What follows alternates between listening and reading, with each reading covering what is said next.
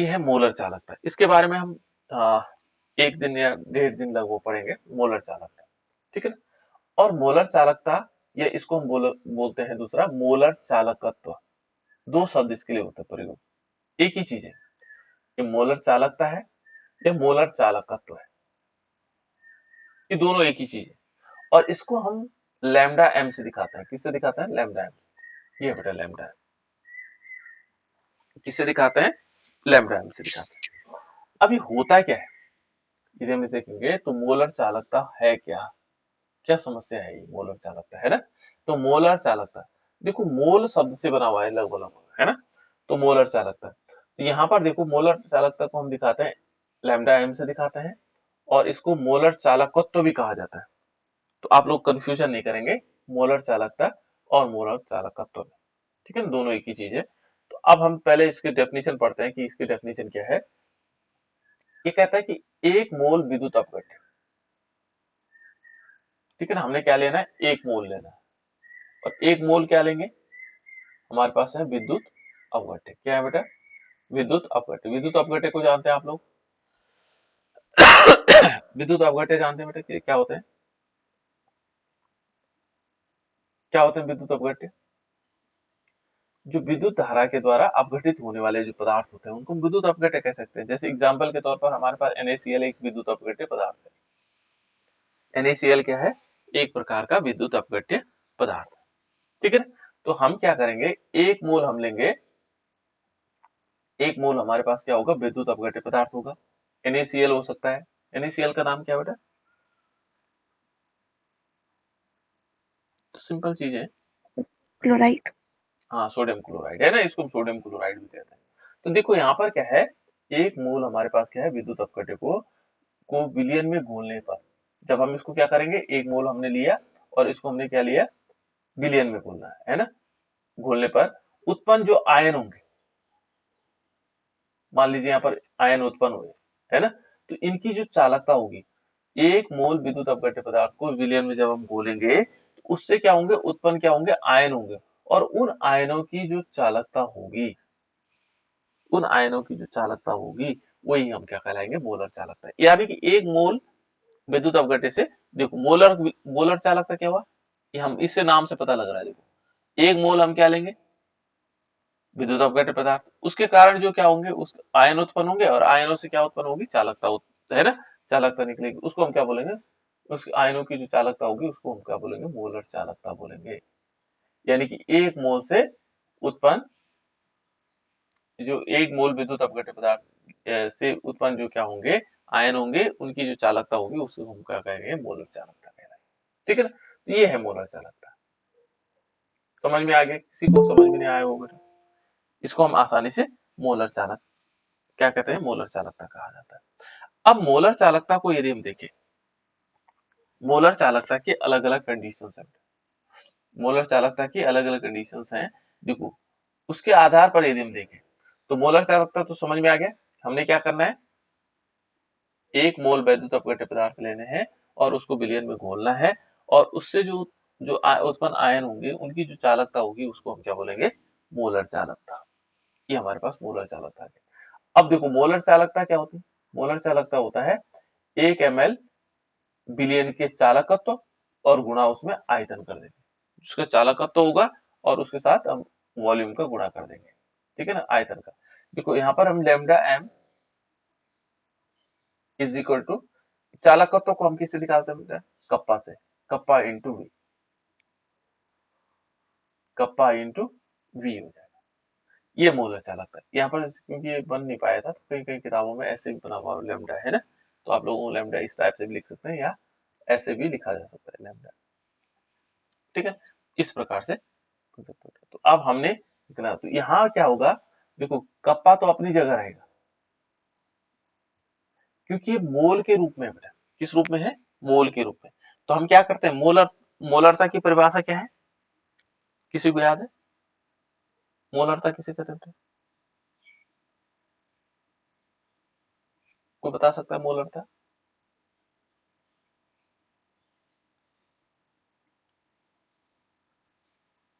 मोलरता किसे कहते हैं? मोलरता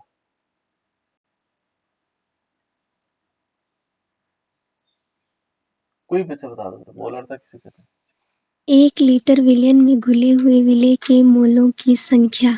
हाँ बिल्कुल सिंपल है। हमारे पास क्या होगा, 1 लीटर विलियन लेना और उसमें हमने क्या देखना है कि विलेय के मोलों की संख्या कितनी है, वो उसकी मोलरता कहलाएगी। तो यहाँ यदि हम देखेंगे तो ये जो आयतन है बेटा, देखो ये मोलरता के फॉर्म में है। इसको हमने क्या किया, 1 लीटर लिया और उसमें बटे एम कर दिया। इसको हम इस रूप में भी लिख सकते हैं, तो यानी कि इसको v को हम क्या लिख सकते हैं, 1 लीटर में कितने मोल घुले हुए हैं। और जो m है उसको हम क्या लिख सकते हैं, कंसंट्रेशन है, उसकी सांद्रता के रूप में। तो m को हम c भी लिख सकते हैं, मोलर विलियन, है ना। तो ये फॉर्मूला यहाँ पर आ सकता है, lambda m is equal to k into 1000 upon m है। इस m को हम क्या मान सकते हैं, उसकी कंसंट्रेशन मान सकते हैं, तो यानी कि कप्पा इंटू 1000 अपॉन c भी कर सकते हैं, उसकी सांद्रता के बराबर हो सकता है, ठीक है ना। और इसका जो एसआई मात्रक होता है बेटा, एसआई मात्रक इसका क्या होगा, सीमेंस मीटर स्क्वायर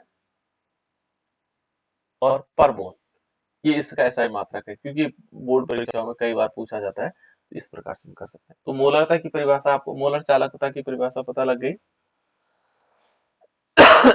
एक मोल वैद्युत अपघट्य पदार्थ को विलयन में घोलने पर क्या होगा, उससे जो उत्पन्न आयन होंगे, है ना, उनकी जो चालकता होगी वो क्या कहलाएगी, मोलर चालकता कहलाएगी, ठीक है।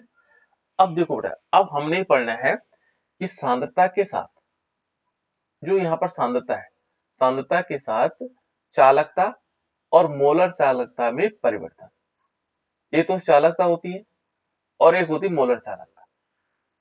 मोलर चालकता आप समझ गए कि जहां पर हमने क्या कर रखा है, एक मोल विद्युत अपघट्य पदार्थ को घोला हुआ है और उस घोलने पर जो उत्पन्न आयन हुए उनकी जो चालकता है उसको मोलर चालकता कहते हैं, है ना। तो यहाँ ये शब्द ध्यान में रखना है कि यहाँ पर क्या हुआ कि हमने सांद्रता के साथ चालकता और मोलर चालकता में क्या परिवर्तन आया, ठीक है ना। और अथवा क्या कह सकते हैं, चालकता और मोलर चालकता पर तन्यता का क्या प्रभाव पड़ा। अब तन्यता शब्द समझ में आ रहा है कि हमने ये चेक करना है कि जैसे हम उस विलयन को जो हमने लिया, हमने किसी क्या लिया रखा था यहाँ पे, 1 मोल हमने क्या लिया, वैद्युत अपघट्य पदार्थ घोला, NaCl घोला, और उससे जो उत्पन्न आयन हुए उनकी हमने चालकता को देखा, तो मोलर चालकता हुई। अब हमने इसको तनु किया, तनु को मतलब उसमें क्या डाला, पानी डाला, है ना, पानी या जो विलायक डाला, विलायक डालने से वो तनु हो गया विलयन।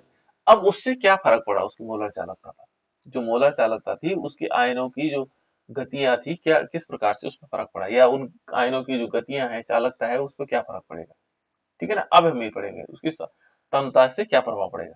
तो देखो बेटे, इसमें देखो चालकता पर पहले हम देखेंगे, चालकता पर, ठीक है, यहाँ ध्यान रखना ये चालकता शब्द है, चालकता पर सांद्रता परिवर्तन का प्रभाव, जो उसकी चालकता है, कंडक्टेंस है, उस पर क्या प्रभाव पड़ेगा सांद्रता, ठीक है। तो हमारे पास जो वैद्युत अपघट्य पदार्थ होते हैं बेटा, वो 2 प्रकार के होते हैं। कैसे कैसे होते हैं वैद्युत अपघट्य पदार्थ, जो वैद्युत अपघट्य पदार्थ हैं वो 2 प्रकार के होते हैं। कौन कौन से होते हैं, 2 प्रकार के होंगे, कौन कौन से होंगे, एक तो होगा प्रबल, प्रबल वैद्युत अपघट्य पदार्थ, और एक होंगे दुर्बल। प्रबल वाले क्या होते हैं बेटा, प्रबल वैद्युत अपघट्य पदार्थ की कोई जानता है क्या, प्रबल के बारे में। प्रबल वैद्युत अपघट्य पदार्थ किसे कहेंगे, किसे कहेंगे बेटा, प्राची। जो प्रबल वैद्युत अपघट्य पदार्थ है वो क्या होंगे,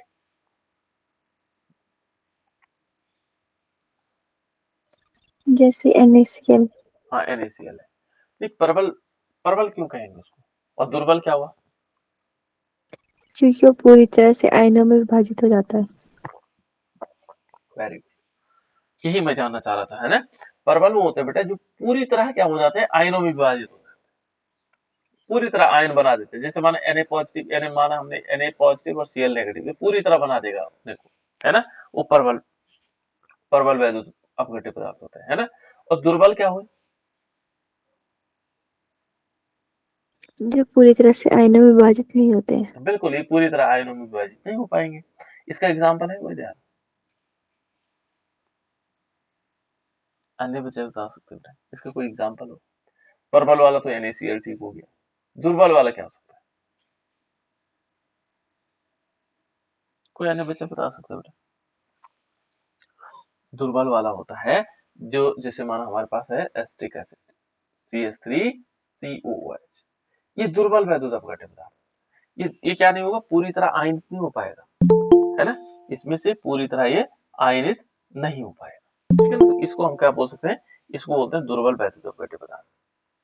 प्रबल वैद्युत अपघट्य पदार्थ जो पूरी तरह आयनों में विभक्त हो जाता है उसको प्रबल वैद्युत अपघट्य पदार्थ कहते हैं, और जो पूरी तरह से नहीं हो पाता है वो क्या कहलाता है, दुर्बल वैद्युत अपघट्य पदार्थ। तो यहाँ दो शब्द हमारे पास है। अब हम वापस आते हैं चालकता पर, ठीक है ना। चालकता पर सांद्रता का क्या प्रभाव पड़ेगा, जो चालकता है, चालकता पर सांद्रता परिवर्तन का क्या प्रभाव पड़ेगा। अब सांद्रता समझ रहे हैं ना, चालकता है, पहले हमने चालकता देखी, और उस पर सांद्रता परिवर्तन का प्रभाव, हम सांद्रता उसकी बदल दे रहे हैं, सांद्रता कभी कम कर देते हैं, कभी ज्यादा कर देते हैं, है ना।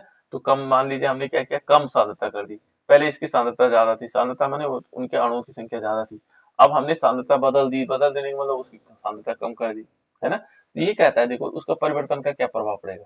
तो जो प्रबल और दुर्बल दोनों प्रकार के जो विद्युत अपघट्य पदार्थ होंगे, अपघट्यों के विलयन को तनु करने पर, तनु करने का मतलब सांद्रता घटाने पर, इसका मतलब उसमें विलायक हमने और मिला दिया, है ना, पर चालकता का मान घटता है, ध्यान रखना। जैसे हम इसमें क्या करेंगे, विलायक मिलाएंगे तो क्या होगा, चालकता का मान कम होगा। किसका मान होगा कम, चालकता। अभी हम मोलर चालकता की बात नहीं कर रहे बेटा, अभी हम केवल किसकी बात कर रहे हैं, चालकता।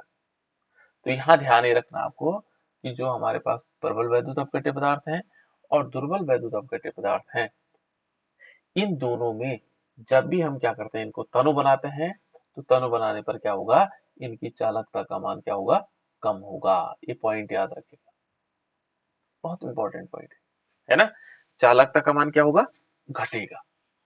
अभी कंफ्यूजन होना है आगे, है ना, थोड़ा कंफ्यूजन होगा, तो यहाँ पर ध्यान रखना, चालकता का मान क्या हुआ, सांद्रता बढ़ाने पर, जब हम सांद्रता क्या होंगे, सॉरी सांद्रता घटाने पर, तनु करने पर, है ना, सांद्रता घटाने पर इसमें क्या होगा, इनकी चालकता का मान कम हो जाएगा, चाहे वो प्रबल हो चाहे दुर्बल हो।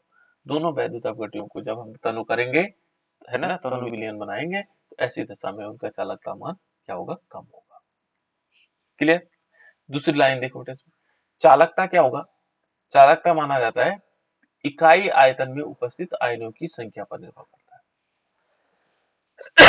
है। जो चालकता है बेटा वो हमेशा किस पर निर्भर करेगा, इकाई आयतन में, यानी कि जैसे मैंने कहा 1 लीटर, इकाई आयतन का मतलब होगा 1 लीटर लिए, है ना, 1 लीटर यानी कि इकाई आयतन में उपस्थित आयनों की संख्या पर निर्भर करती है। इसमें कितने आयन है, Na पॉजिटिव कितने, Cl नेगेटिव कितने, या CH3COO नेगेटिव कितने, H पॉजिटिव कितने, ये दुर्बल वैद्युत अपघट्य ऐसा, प्रबल वैद्युत अपघट्य ऐसे बने। तो इनकी आयनों की संख्या पर निर्भर करेगा, कितने आयन है, कम है ज्यादा है, इस पर निर्भर करेगा, ठीक है ना। ये चालकता क्या होगा, इकाई आयतन में उपस्थित आयनों की संख्या पर निर्भर करता है, इसकी आयनों की संख्या पर निर्भर करेगा, ठीक है। दूसरा क्या होगा, जब हम तनुकरण करते हैं, यानी कि उसमें क्या मिलाते हैं, विलायक मिलाते हैं, तनुकरण करने पर क्या होगा, प्रति इकाई आयतन में विद्युत धारा ले जाने वाले जो आयनों की संख्या घटती है। क्योंकि यदि हम ऐसे देखेंगे, मान लीजिए हमने क्या किया, 1 लीटर पहले था और 1 लीटर हमने और मिला दिया, तो 2 लीटर, अब 2 लीटर में क्या हो गया, मोलों की संख्या कम हो जाएगी। तो वो क्या कहता है कि जैसे इनको जो विद्युत धारा को जो ले जाने वाले आयन होंगे उनकी संख्या, देखो 1 लीटर में थे पहले, मान लीजिए 10 आयन मान लो, एग्जाम्पल के रूप में हमने कहा इसमें 10 आयन थे, ठीक है ना। अब हमने 2 लीटर बना दिया, तो 2 लीटर में भी कितने हैं, 10 आयन है, तो 1 लीटर के से 5 5 आयन है। ये मान के चलो 5 आयन इसमें घुले हुए, 5 आयन इसमें घुले हुए, तो उनकी संख्या क्या हुई, कम हुई। तो कम होने से क्या होगा, उनको जो विद्युत धारा ले जाने का जो काम करने वाला है, जो चालकता है, देखो तनुकरण करने पर प्रति इकाई आयतन में विद्युत धारा ले जाने वाले आयनों की संख्या क्या होती है, घटती है, तो चालकता भी घटेगी। चालकता क्यों घटती है, क्योंकि उसमें प्रति इकाई आयतन में जो ले जाने वाले जो आयन है उनकी संख्या कम हुई, कम हुई तो इसलिए चालकता घटी। चालकता मेन काम है इन आयनों के द्वारा विद्युत धारा को एक जगह से दूसरी जगह ले जाने का काम, ये है बेटा चालकता, है ना, एक जगह से दूसरी जगह। अब इनकी आयनों की संख्या घटेगी तो स्वाभाविक उनकी चालकता भी घटेगी। ये पॉइंट क्लियर हो गया बेटा।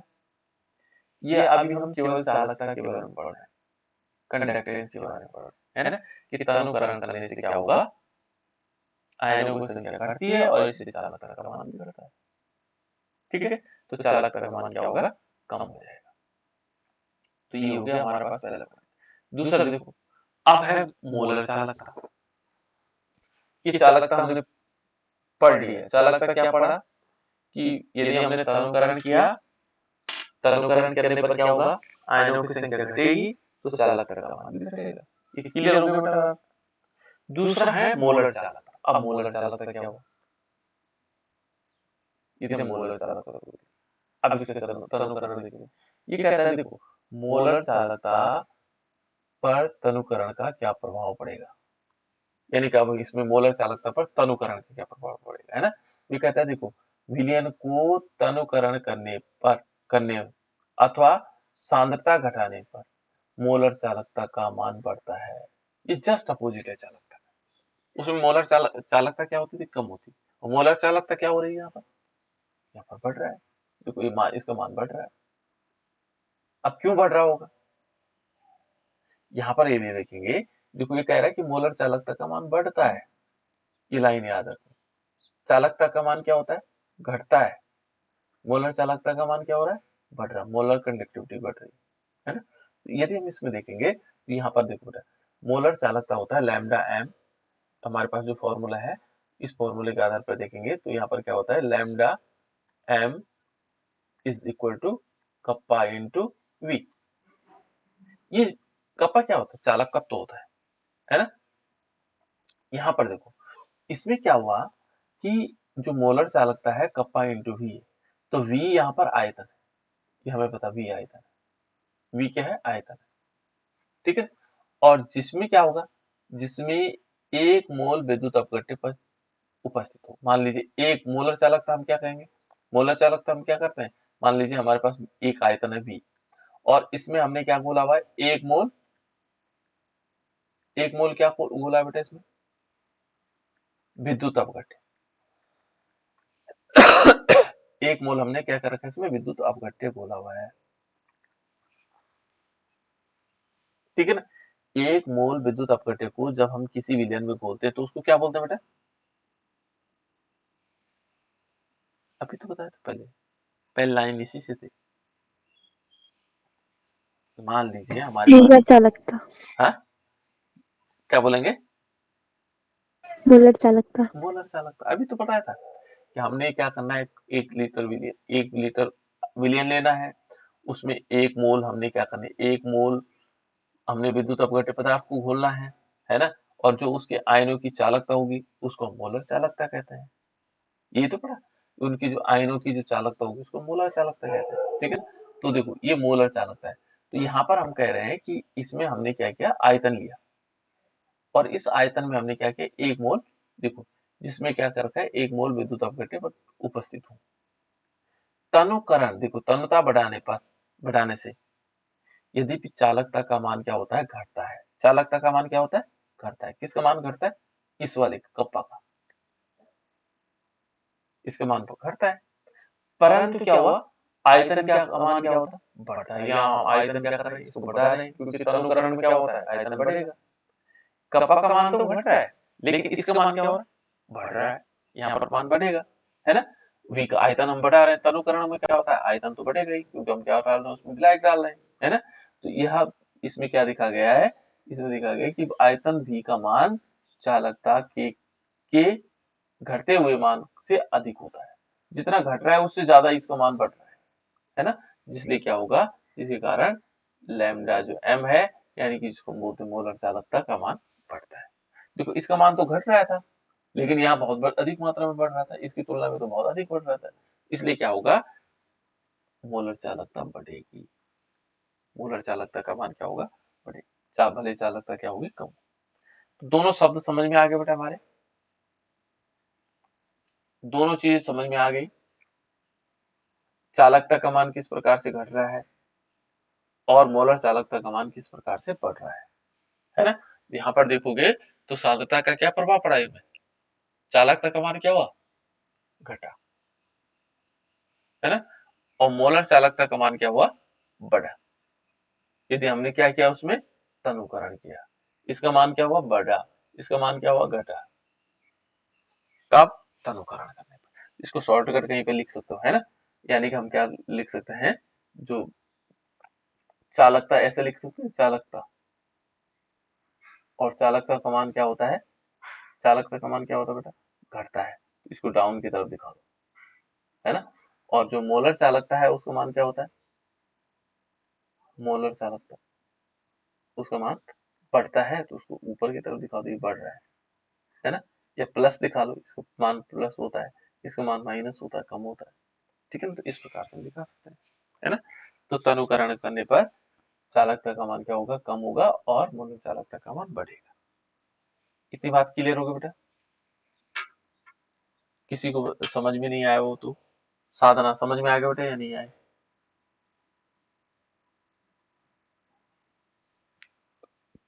साधना समझ में आया बेटा या नहीं आया, हाँ ना तो बोलना है। अंशिका नोटियाल, यस आ गया बेटा समझ में। यस अच्छा, आवाज क्यों नहीं आ रही आप लोगों को। आयुषी, यस सर आ गया ना। सुमन,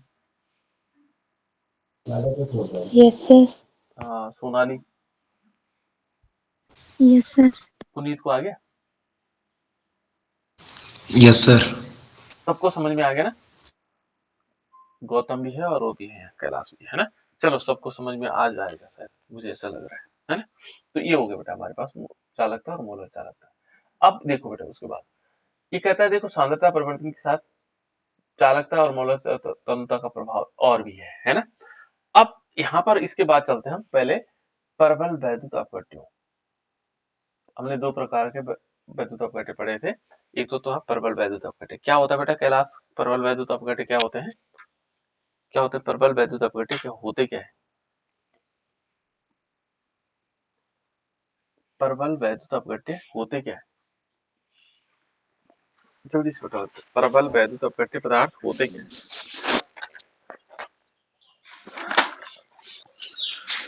जो आयनों में अधिक मात्रा में घुलते हैं।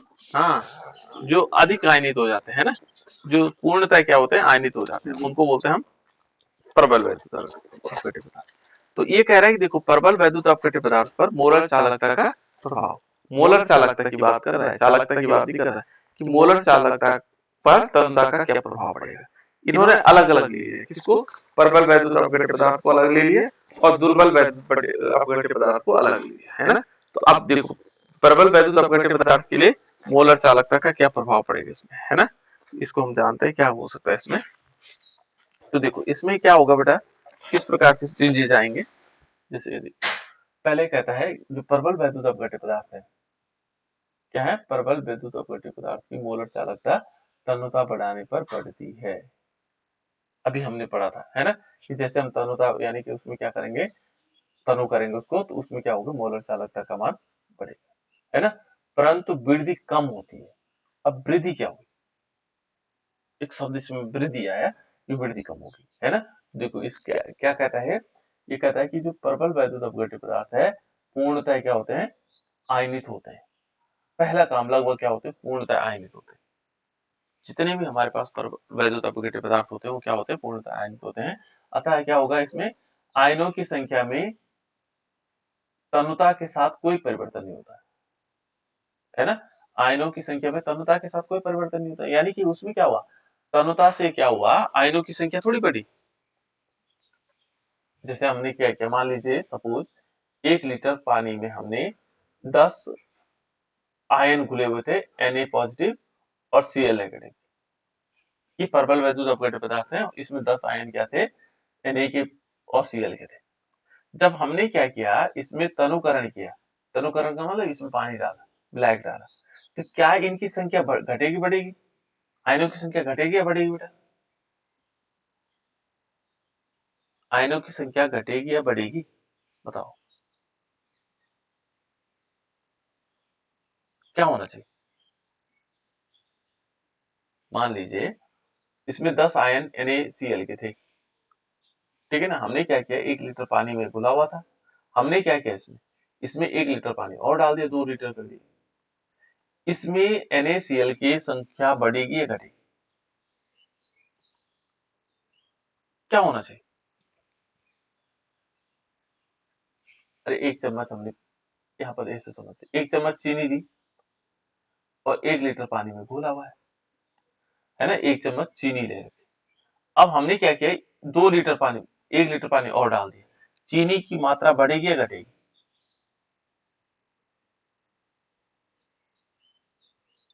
घटेगी। ना घटेगी ना बढ़ेगी। चीनी थोड़ी घटेगी बढ़ेगी, चीनी तो वही रहेगी। 1 चम्मच डाला था तो 1 चम्मच में पानी तो डाला हमने कुछ चीनी डाल देना, पानी और डाल। यहाँ ये ध्यान रखना है, जो आयन की संख्या बेटा, आयन तो उतनी रहेगी, आयन नहीं परिवर्तन होगा, केवल हम क्या कर रहे हैं, तनुकरण में पानी बढ़ रहा है, ये इनकी संख्या तो उतनी रहेगी। अब मान लीजिए 1 चम्मच में हमने 1 लीटर पानी में डाला है ना, चीनी तो माने 1 चम्मच डाला हमने, फिर हमने 1 लीटर पानी और डाल दिया, तो चीनी तो 1 ही चम्मच रहेगी ना, वो घटेगी ना बढ़ेगी, है ना। चीनी तो वही रहेगी, लेकिन पानी की संख्या बढ़ रही है, पानी की मात्रा बढ़ रही है ना। ये देखो, ये क्या कह रहा है कि जो प्रबल वैद्युत अपघट्य पदार्थ है लगभग क्या होता है, पूर्णतः आयनित होते हैं, है ना। अतः आयनों की संख्या में तन्यता के साथ कोई परिवर्तन नहीं होता है, आयनों की संख्या में परिवर्तन नहीं होगा, आयनों की संख्या उतनी रहेगी, परंतु जो आयनों के मध्य जो होगा अंतरा आयनिक आकर्षण बल जो होगा, अंतरा आयनिक आकर्षण घट जाएगा। क्या होगा, जो उनके बीच जो आकर्षण है वो घटेगा, उनके बीच जो आकर्षण होता था, जैसे Na पॉजिटिव और Cl नेगेटिव के बीच जो आकर्षण होता था उसका मान घटेगा, उनकी संख्या में कोई परिवर्तन नहीं आएगा, तंत्र पर कोई प्रभाव नहीं पड़ेगा, लेकिन इनके जो आकर्षण, इनके बीच जो आकर्षण था, इनके मध्य जो अंतरा आयनिक आकर्षण था वो क्या हो जाएगा, कम हो जाएगा, इनके बीच आकर्षण कम होगा, ठीक है। तनुता बढ़ेगी, आयनों की संख्या पे कोई फर्क नहीं पड़ेगा, लेकिन उनके बीच जो आकर्षण था वो उसमें क्या होगा, वो कम हो जाएगा, उनके बीच आकर्षण क्या होगा, कम होगा, ये है है ना। तो जब आकर्षण कम होने से क्या होगा, अतः जो आयनों की जो गति है, इनकी आकर्षण कम होगा तो आयनों की गति बढ़ेगी, ये एक दूसरे को पकड़ के नहीं रखे, तो क्या कर देंगे, छोड़ देंगे, तो ये क्या होगा, आसानी से गति करने लगेगा, है ना। तो मोलर चालकता में क्या होगी, वृद्धि होगी, मोलर चालकता में होगी, ये तो कह रहा है, परंतु वृद्धि कम होती है ना। देखो यहाँ पर मोलर चालकता में क्या होगी, वृद्धि होगी, ठीक है ना। और सांद्रता देखो, सांद्रता और मोलर चालकता में जो संबंध है वो दिया था डिवोई हुकेल ऑनसाकर ने, ये साइंटिस्ट था, इन्होंने दिया है इसके बीच संबंध, है ना, कि इसकी सांद्रता और मोलर चालकता के बीच जो संबंध दिया था, इसके लिए उन्होंने एक समीकरण दिया और ये दिया था लैम्डा एम, है ना, lambda M is equal to lambda naught M, है ना, और प्लस इसमें क्या होगा, प्लस इसके साथ माइनस ए अंडर रूट सी। तो मेन हमारे पास ये चीज होगी, ऊपर वाली जो हमने पढ़ी, है ना। इस प्रकार से उन्होंने एक समीकरण दिया था और उस समीकरण को इस नाम से जाना जाता है, ठीक है। ये हमारे पास है अंडर रूट सी, इस प्रकार से हमारे पास ये समीकरण आ जाएगी। ये किसने दी थी, डीवाई हुकेल ऑनसाकर, ठीक है ना, ये समीकरण दी थी इस प्रकार से। अब देखो बेटा यहाँ पर क्या हुआ, यहाँ एक लाइन और है, ये कहता है कि जो हमारे पास क्या होगा, मोलर चालकता है ना, मोलर चालकता अनंत तन्यता पर मोलर चालकता, यहाँ पर जो हमारे पास लैम्डा इन्फिनिटिव है वैसे ना, नोट जो लिखा हुआ है इन्फिनिटिव, अनंत तन्यता पर मोलर चालकता है, ठीक है ना। इसको हम ऐसे भी लिख सकते हैं बेटा, कई किताबों में आपको इन्फिनिटिव लिखा हुआ है, ऐसे इन्फिनिटिव लिखा हुआ है ना, इन्फिनिटिव। तो यहाँ पर क्या है, अनंत तन्यता पर मोलर चालकता है, इसको हम यहाँ पर जो दिखाया गया है ये क्या है, अनंत तन्यता पर है। मोल देखो, मोलर चालकता क्या होगा, का सीमांत मान है, इसको हम क्या बोलते हैं, सीमांत मान भी कह सकते हैं इसको, ये सीमांत मान है, ठीक है, ये मोलर चालकता का सीमांत मान है। जबकि कहता है देखो, जबकि सांद्रता का मान जो है शून्य की ओर अग्रसर है, ठीक है ना, जो सांद्रता है, कंसंट्रेशन है, ये शून्य की ओर अग्रसर है, और ए क्या है हमारे पास, स्थिरांक होता है। इस का एक्सप्लेनेशन है इस इक्वेशन का। ठीक है, अब आगे देखते हैं। दुर्बल जो वैद्युत अपघट्य पदार्थ है, ये तो प्रबल वैद्युत अपघट्य पदार्थ कल था। पहले हमने पढ़ा चालकता पर, फिर मोलर चालकता पर, फिर हमने दुर्बल वैद्युत अपघट्य के लिए तन्यता का पर क्या, प्रबल वैद्युत अपघट्यों पर मोलर चालकता का, मोलर चालकता पर तन्यता का प्रभाव देखा। अब दुर्बल वैद्युत अपघट्यों पर देखेंगे। दुर्बल वैद्युत अपघट्य जैसे हमारे पास है एस्टिक एसिड है, अभी हमने बात की थी एस्टिक एसिड हमारे पास दुर्बल वैद्युत अपघट्य पदार्थ है। इस पर मोलर चालकता का क्या प्रभाव पड़ेगा? प्रबल पर क्या प्रभाव पड़ा बेटा? प्रबल पे लास्ट में आप लोगों ने देखा कि मोलर चालकता में क्या हो रही थी, वृद्धि हो रही है ना। ये लास्ट लाइन थी इसकी। दुर्बल चालकता पर देखो, दुर्बल वैद्युत अपघट्यों पर मोलर चालकता पर तन्यता का क्या प्रभाव पड़ेगा। ठीक है, और इसके लिए सबसे बढ़िया नियम एक और भी है यहाँ। किसका नियम था बेटा? जो दुर्बल वैद्युत अपघट्यों की मोलर चालकता को ज्ञात करने के लिए अनंत तन्यता पर किसका नियम है? किसने दिया था? अनंत तन्यता पर दुर्बल वैद्युत अपघट्य पदार्थों के लिए मोलर चालकता ज्ञात करने के लिए किसने दिया था एक नियम? किसी को याद है? डिवाई हुके।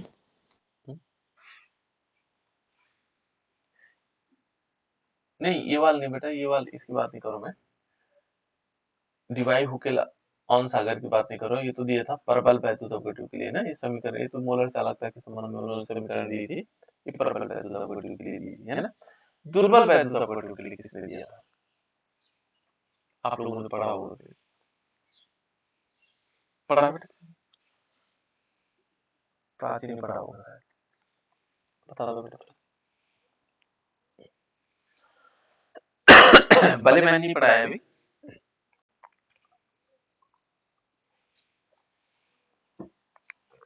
बताओ किसने दिया? ये दिया था कोलराउस ने, याद होगा कोलराउस का नियम। ये है दुर्बल वैद्युत अपघट्यों की मोलर चालकता पर तन्यता का क्या प्रभाव पड़ेगा। इसके लिए सबसे बढ़िया नियम दिया था कोलराउस ने। लेकिन उससे पहले हम चेक करते हैं कि क्या हुआ होगा, है ना। तो देखो बेटा, ये कहता है कि जो दुर्बल वैद्युत अपघट्य है ना, दुर्बल वैद्युत अपघट्य का आयनन कम होता है। जो दुर्बल वैद्युत अपघट्य होते हैं उनमें आयनन क्या होता है, कम होता है। प्रबल वैद्युत अपघट्य में क्या होता था, आयनन क्या होता था बेटा, प्रियांशी। जो प्रबल वैद्युत अपघट्य थे उसमें आयनन क्या होता था? हाँ जी सर। जो प्रबल वैद्युत अपघट्य थे उनमें आयनन क्या होता है? सर पता नहीं। पता नहीं, है ना। पुनीत बता बेटा क्या हो सकता है? जो प्रबल वैद्युत अपघट्य थे, कौन होते प्रबल वैद्युत अपघट्य? कौन होते बेटा? प्रबल वैद्युत अपघट्य पदार्थ कौन होते हैं? जिनमें आयनन पूर्ण होता है, जिनमें आयनन क्या होता है, पूर्ण होता है। पूरा आयनन हो जाता है, लगभग लगभग पूरा आयनन होता है ना। तो दुर्बल अपघट्य पदार्थ कौन है? जिनमें आयनन कम होता है। प्रबल में तो आयनन पूर्ण हो जाता है, लगभग लगभग पूरा हो जाता है, और इसमें आयनन कम होता है। इनको दुर्बल वैद्युत अपघट्य पदार्थ कहते हैं, है ना।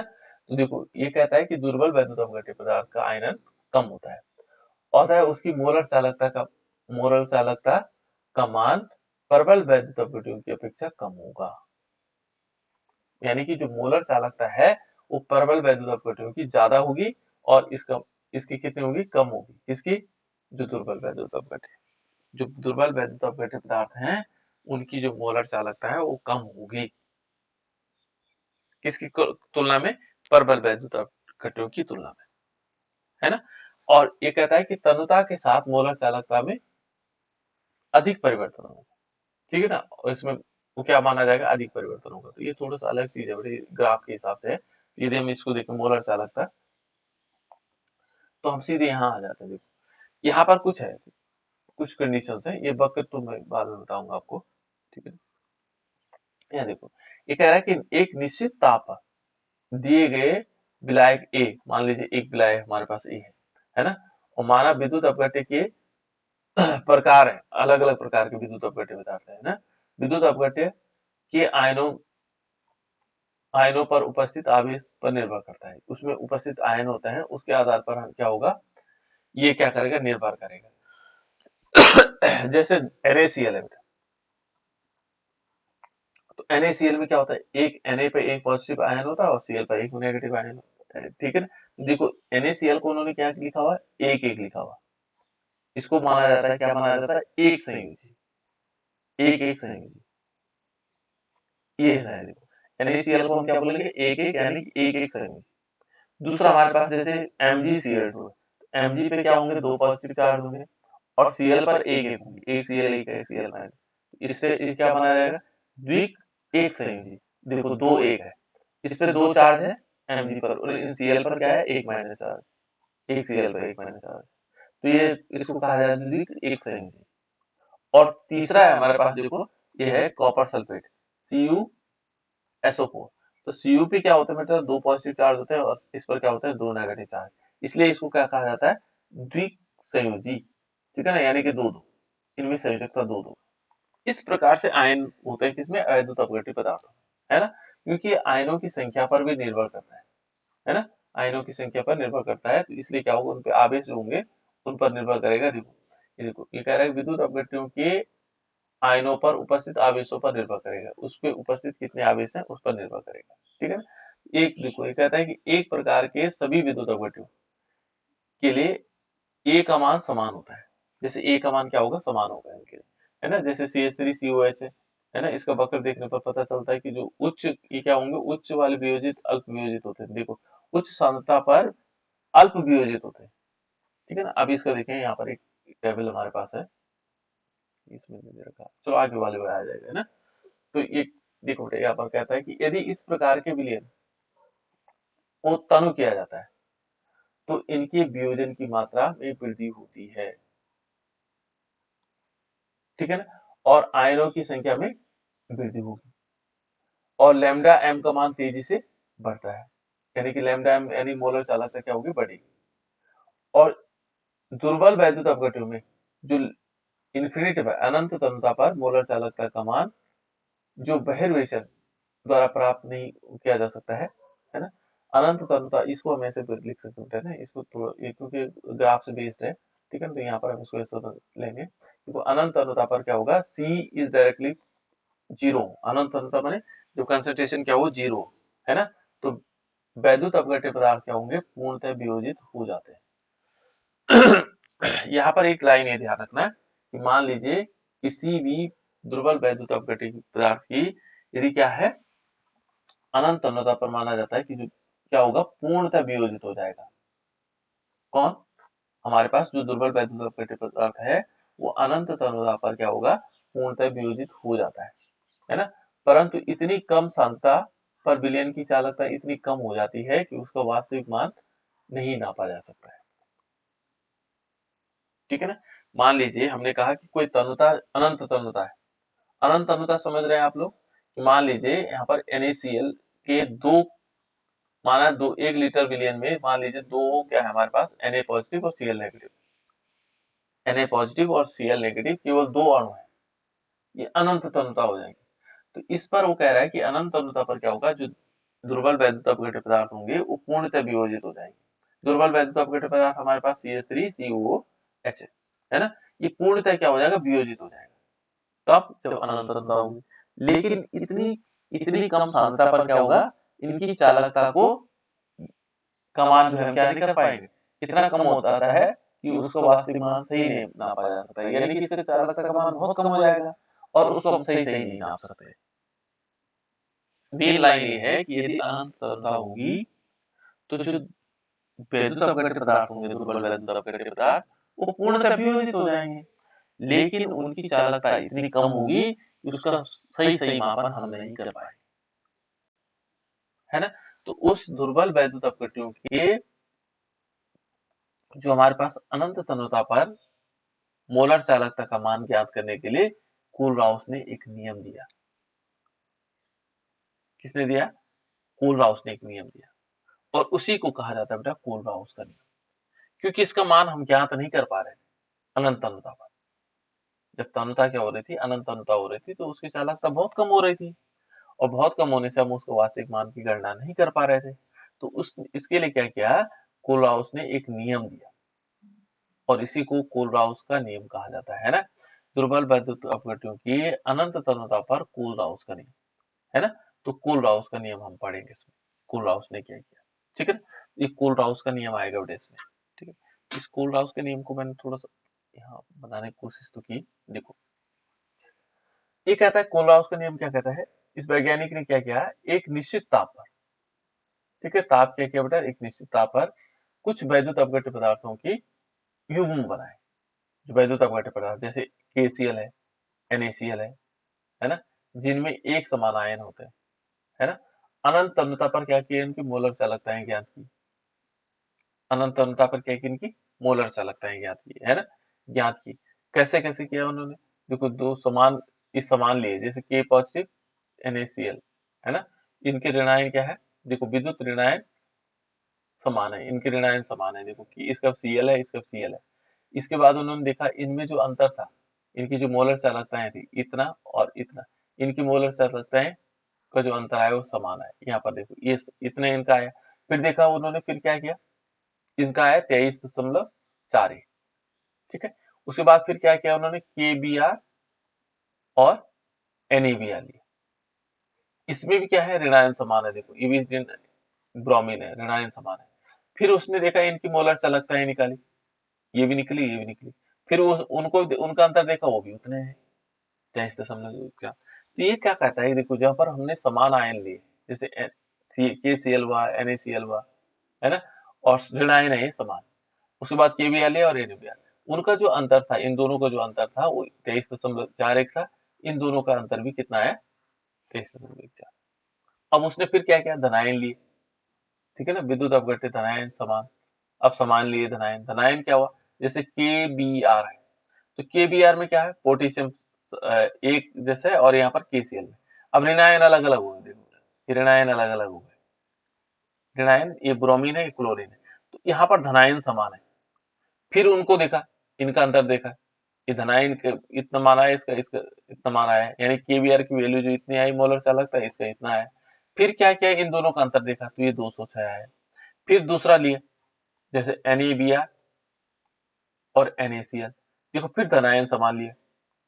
अब धनायन Na ही लिया, Na पॉजिटिव ले रहे, उसके देखो, NaBr का जो है मोलर चालकता वो इतनी आई, Cl क्या आई, वो इतनी आई।